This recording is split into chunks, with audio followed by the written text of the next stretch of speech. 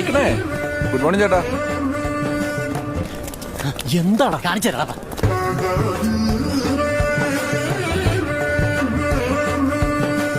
Hi. Hi, ഇന്ന് കല്യാണത്തിന് ഓ മുമ്പ്. My well wishes.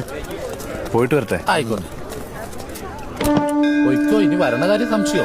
പ്രശ്നമൊന്നുമില്ല, നമുക്ക് നോക്കാം. പൂർണ്ണത്ര ഈശ. എന്താടാ കാര്യം എന്താടാ പറയാടാ?